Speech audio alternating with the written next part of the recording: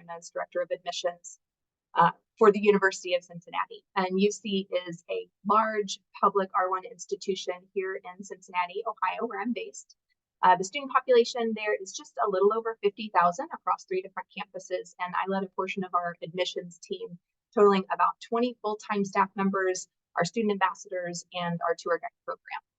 Outside of work, I am just living life with my husband, Jonathan, and our 1.5-year-old daughter, Joan, and our dog, Franco.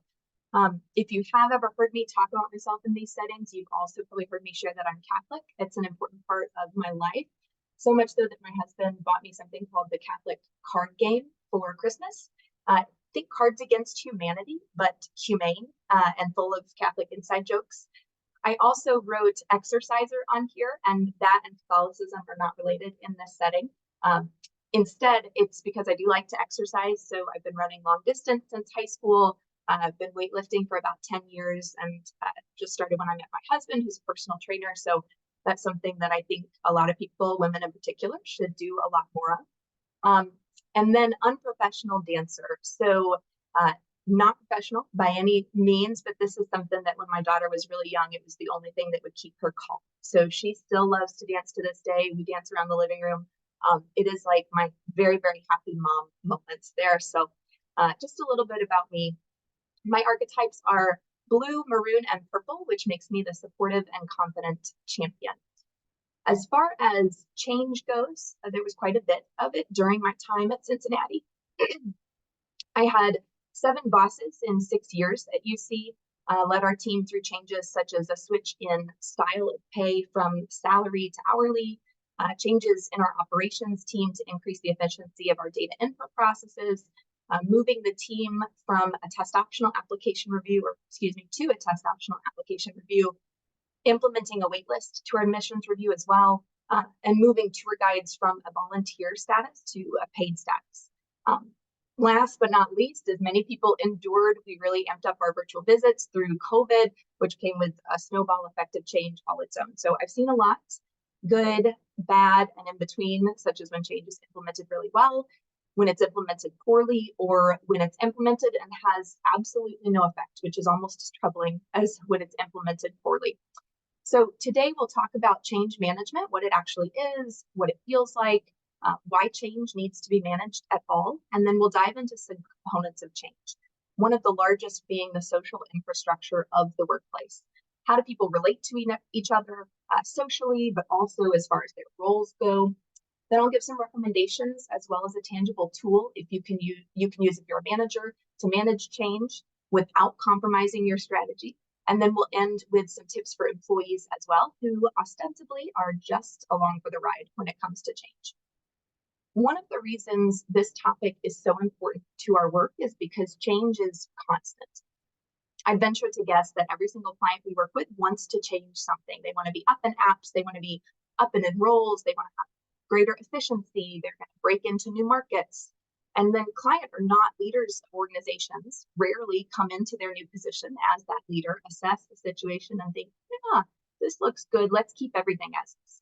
So strategy and change go hand in hand, and organizations that lack strategy likely won't be around for very long. So if you plan to work for any organization that has any hope of longevity, you're going to have to either manage or be part of change.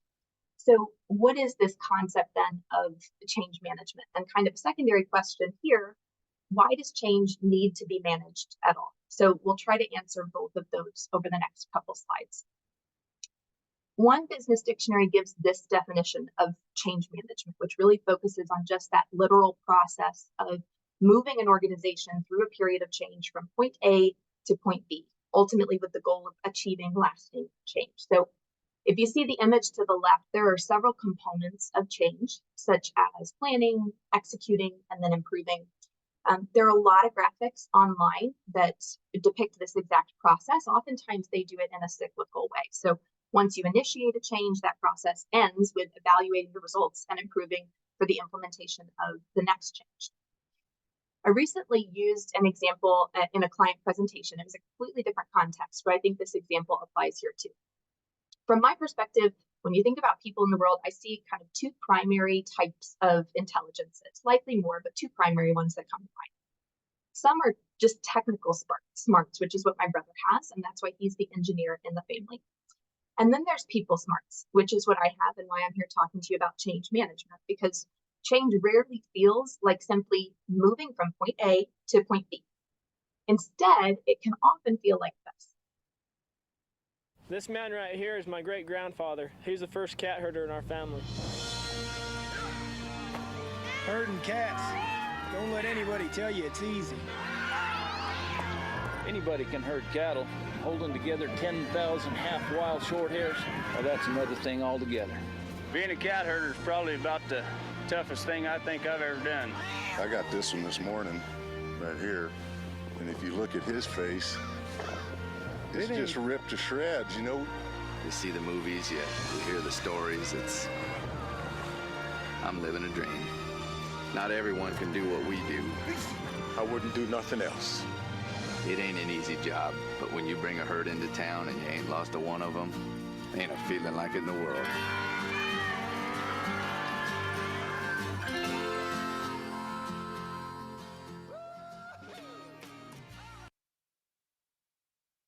So I know I said people smarts and not cat smarts, but sometimes it feels like the same thing. Also, if anybody remembers this commercial, I'm pretty sure this came out as a Super Bowl commercial in like the late 1990s, early 2000s, somewhere around that. So that's my point of reference, culturally speaking. That's where I live. So anyway, a definition that I prefer of change management focuses on the people side of business and really using that people side of business to achieve the desired outcome. If you're a manager, you've managed people through change, you know it's tough because people aren't just situations, situation A and situation B. They're not check boxes on your to-do list. They're diverse, they're interesting, they're fun, they're sometimes difficult, but they are also very powerful. So if we can harness that power or changes and the process to get there, as well as our outcomes, will be so much more effective. But before we get into tactics, let's just talk about the idea of people power in the context of the social infrastructure of a workplace. Now, when you think social infrastructure, that infrastructure part is fairly easy.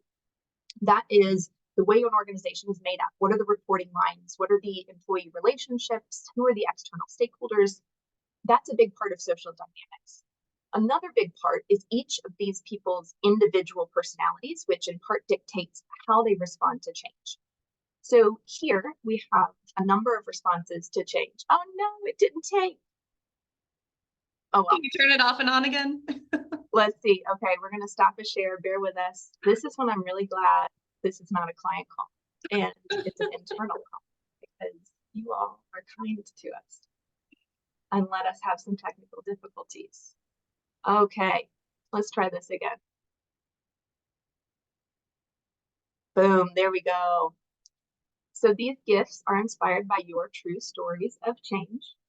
Laura took the emojis that you put in the chat as you were coming in, and this is what we have. So this is your emotional response to change. We have some positive, we have some negative. I think my favorite is the cotton candy girl down in the middle. So lots of different responses to change, a wide variety of emotions. And change can make people feel all sorts of ways that can be positive if the change represents something they've always wanted to see happen. It can be negative if for some reason the change isn't something they've been hoping for. One of the things that I would encourage you to do is also consider how some changes and reasons for that emotional response might be met with things like anger or apprehension. So does the change represent a hit to a person's livelihood? That was what I had to remind myself anytime we were making a change to someone's pay at Cincinnati. We had some fairly strong responses to that, even though they'd be paid the same. The pay cadence was different, and they had built their lives around monthly paychecks that would now be coming bi-weekly. Another thing, does it represent a hit to their personal or professional contributions or reputation? When we were introducing new software to our operations team, the staff member who oversaw that team had actually taken them from paper files to digital files over the course of 10 years. So ultimately, he had a little bit of a negative response to that because it felt like I was saying that enhancement was not good enough. We need to do more. We need to do more. So these emotions are powerful. They have the power to completely derail your strategy, or emotions can be the fuel you need to make change happen. When the announcement of change is met with excitement, trust, or eagerness, or like this cotton candy girl, which I am choosing to view as a very positive reaction, the effect of our change is going to be so much more powerful. The implementation process is going to be easier, and ultimately that result, if it is a strategic change, is going to have the result you want. So if you're not a manager now, maybe you report to someone, I hope that what you've heard is that you have a massive amount of power when it comes to the effectiveness of your organization's strategy. The next slide will jump into a set of recommendations for managers as they navigate change with their teams. And later we'll have a very similar slide for employees. As we're going through each, I'd recommend that if you're an employee, which we all are, but perhaps you don't manage anybody right now, you don't have somebody reporting to you, and you might otherwise ignore the manager's recommendations, pay attention to those. Put yourself in your manager's shoes for a minute and try to see these situations from their perspective. And then managers, I challenge you to do the same when we get to the recommendations for employees. So what can you as a manager do to increase the likelihood that your change will be met with and fueled by positive emotions? First, know your strategy and make sure your team knows it too. Any change should be grounded in a strategy that's also grounded in the organization's mission and vision. And if you can't tie back to those things and illustrate those connections to your team, you're likely going to be bogged down with tons and tons of questions, and frankly, rightly so. Change just for the sake of change is not strategic and should often give you pause when considering that implementation. Next, as they say, know thyself. How do you personally respond to change? Especially if you're the one tasked with leading the implementation of it, which parts are going to be the hardest for you? Is it conflict management, resource acquisition, going on roadshows across the organization to persuade external stakeholders to be on board? If you know those sticking points ahead of time, you can train yourself and position yourself to be the most effective leader possible. Then similarly, know your team. Okay, Nick is going to need a sit-down meeting so he can hear every single detail and understand it. Adrian is my go-to person, the first to know when I need support or backup. Jennifer is going to be peeved at first, but then she'll get on board, she'll get over it, and she'll get to work. Those details are critical to success, so you can help your team prepare appropriately, not only by meeting their individual needs, but by providing support and professional development that's geared toward those needs well ahead of any proposed change. Next, make sure your team knows that you want their feedback and input. When a change is coming, plan ahead of time how you're going to receive and apply feedback, and make sure the team knows those channels. This will foster a culture of collaboration so that change does not feel like it's coming only from the top down. And along those lines, delegate as much as possible. Give ownership away so that you are not the only one implementing this change, but it truly becomes a team effort. Lastly, communicate strategically. And here, I do not mean share every little detail with everyone at every step of the way. Some organizations do this. I don't think it's necessarily the most efficient or effective approach. Instead, what I recommend is considering your social infrastructure. What levels or groups of people need to know certain pieces of information in order to move the project along most effectively? What type of information rises to the level warranting an announcement to the entire team or the entire organization? Make some of those decisions ahead of time so your communication is timely and relevant, and it serves both your employees' needs, but also yours. Communication in the right way at the right time can be a very powerful tool. And that's a lot. This is a lot to manage. This is just scratching the surface of what you could possibly do to manage change. It's a lot of things to juggle at once. Also, when you're trying to make team, divisional, and organizational strategic change. So I have a tool I recommend using to make this somewhat nebulous part of change management, managing the emotions, the people power, more straightforward. I call it the Manager's Guide to Change, and it's a Google Doc that's linked in here, and then Laura will also drop a link in it in the chat to this document. You can duplicate this Google Doc out, call it whatever you want, but essentially it is a document that allows you to track things that are often hard to pin down. What do you know about your team's personalities? When do you plan to communicate and how? What do you want the team to achieve as you move through smaller changes that impact the larger change you're trying to accomplish? You can use this guide or something like it to help you stay organized. That's really the biggest thing. It gives you an easy way to document things as well, which is something that I think most managers need to do a better job of. Oftentimes managers are not just managing, they have tons of other things going on. So it's hard to remember to document things like, I had a conversation with this person on this day for this reason, and here was the outcome. Here are my next steps. That often falls by the wayside, but it's that kind of documentation that can not only help you wrap your head around your team's strengths and areas for improvement, but also when it comes time for things like annual performance reviews, merit increases, you have that documentation to reference so you can give your team the credit they deserve and further foster those positive emotions. This document is 100% scalable. It's structured, as you'll see in a minute, for one change within a larger initiative, but you can copy these out, have one for an overarching initiative, use it however you see fit. It has helped managers boost employee satisfaction by up to 99.9%. It's leading to massive efficiency gains, 11 times more efficient using this compared to not. And it's receiving really excellent reviews from managers in a variety of organizations across tons of industries. I made all those up, but essentially, if you use this, I think you'll have really positive results.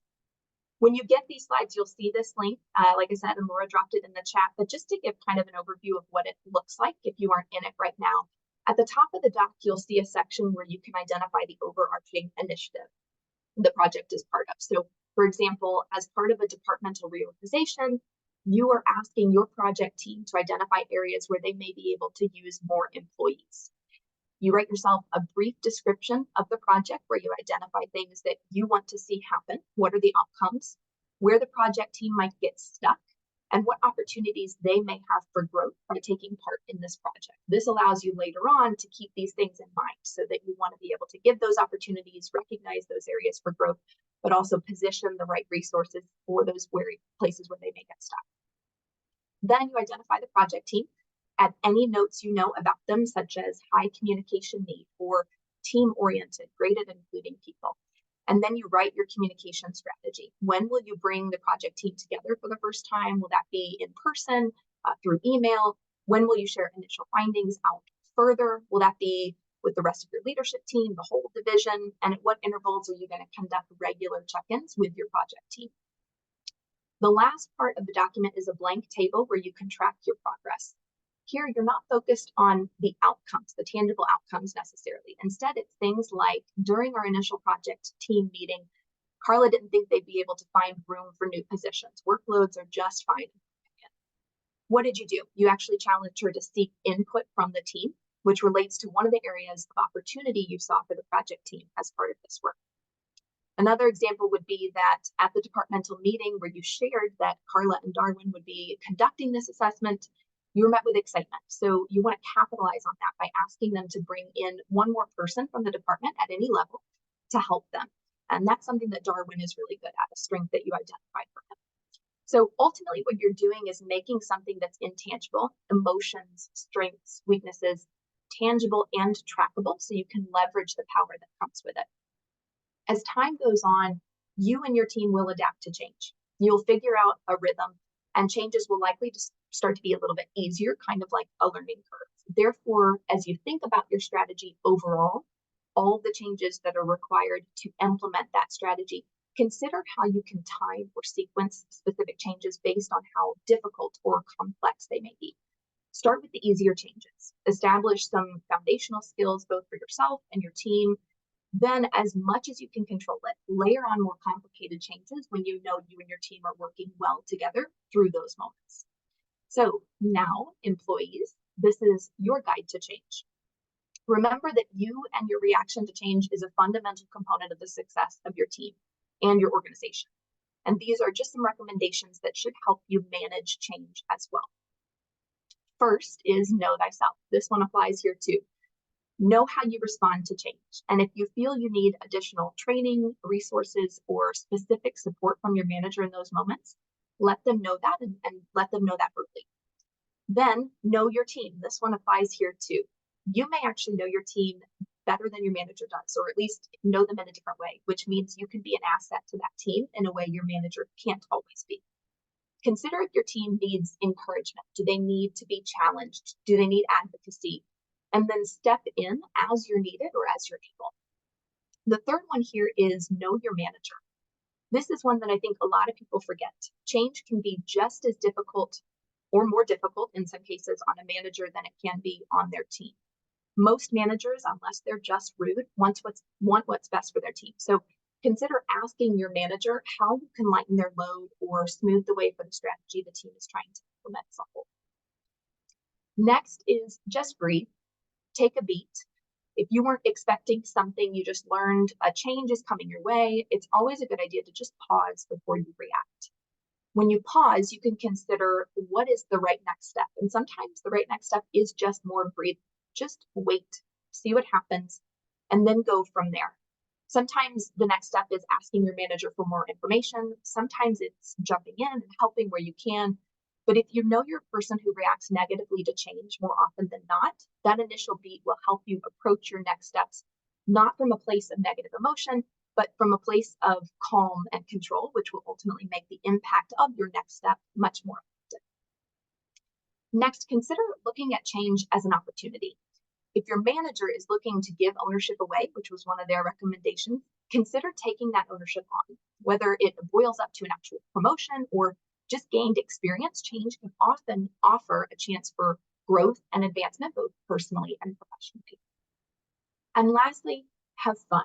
So change can be intimidating, and not every change is fun. But one thing I think you can and should appreciate about change is that it likely means you're part of an organization that's committed to improvement. You may not agree with every change. Not every change is going to be a huge success, but trial and error means the organization is growing and dynamic. And that's a great place to work.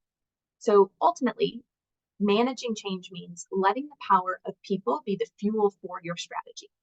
The thing that makes change difficult to manage, emotions, energy, tension, excitement, they can all have a positive impact on your success. These emotions drive us, so I'm challenging you to let them drive you and your teams toward accomplishing your goals.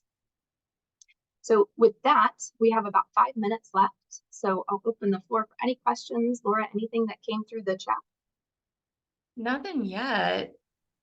I was just thinking how I want to immediately make an Asana board for this doc, because as we have change projects, how can we use that in like a form fashion? But I just want to turn everything into Asana. So that's a good idea. Maybe I should start there.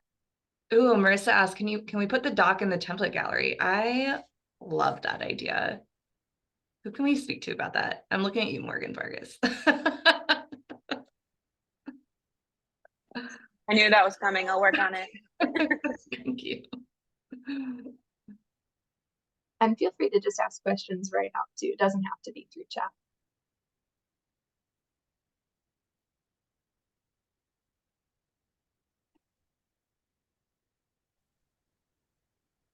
Lennon, I've got a question for you. This was great, very helpful. Can you give us all maybe the most prime example that comes to your mind about, managing through some of these things that you've just described, like a real example from your own experience, whether here or at University of Cincinnati, like whatever most immediately comes to mind? Yeah. So the example I gave toward the beginning, I'll elaborate a little bit on that, because that is the one that I think required the most management. And it was switching at the time our operations team and admissions at UC from being paid on a salary kind of standard to they were hourly, or they were moving to hourly. So they were moving not only in that way, which I think comes with connotations from moving from salary to hourly. A lot of people feel that that's in some way a demotion, even if it truly is just, we're going to categorize this differently. You're going to be paid at a different cadence. So in that case, what we did, we tried as much as we could to control the change coming down. This was an interesting one too, because it was one that I had, my direct report was not as open with me at the time as one might have hoped from a direct report. And so I found out about it a little bit late. But what we tried to do in the time that we had before the change was going to take place was bring everybody together. And this was a case where, because the time was short, we didn't have as much time to have this full-blown communication plan. So we brought everybody together, we told them what we knew, and then we had our internal leadership team meeting to say, okay, and what else do we know? Do we know anything else? How are we going to get that information? And we had a series of those kind of town hall type meetings with the staff leading up to it. Like I said, we had some negative emotions. We had one person go to HR, really, really heated about this. And so we kind of had to manage those in a one-off basis. But I think it really is about how do we communicate effectively and strategically as best as possible. And then how do you capitalize on the people in a group that can be your motivators rather than your detractors? And so trying to find those voices, and in those town halls, we would even say ahead of time, hey, so-and-so, we really appreciate your support. Can you offer the team some encouragement in this? How can you help us help them understand that this is not really as bad as it seems? So strategically finding those people and challenging them to do one of those things I said at the end is knowing their team, knowing when their team needs a little bit of extra encouragement. Awesome. Thank you. Yeah.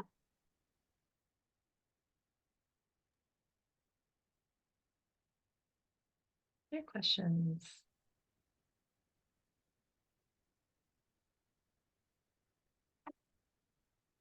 I'm curious I loved actually, Laura, the cotton candy one, but give me a thumbs up if you just thrive on change. Love it, Vidge. Yeah. I think this relates to some of the presentations we've had before as well. If anybody was in the Team Chem one yesterday, this is a really important component of knowing people's personalities. So I'd imagine that people who thrive on change are probably some of your yellow innovators, your green explorers, maybe even your red entertainers. And maybe not, maybe they're motivated and inspired by change for other reasons. And then also really relates to our leadership panel yesterday of delivering difficult news, because change in general can be one of those things that's difficult to deliver and navigate. Oh, and then silver. That's a good one too, Megan. Yeah.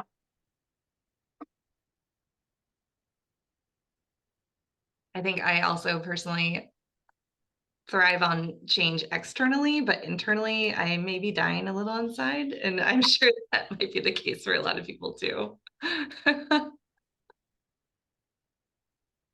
Well, we are about time.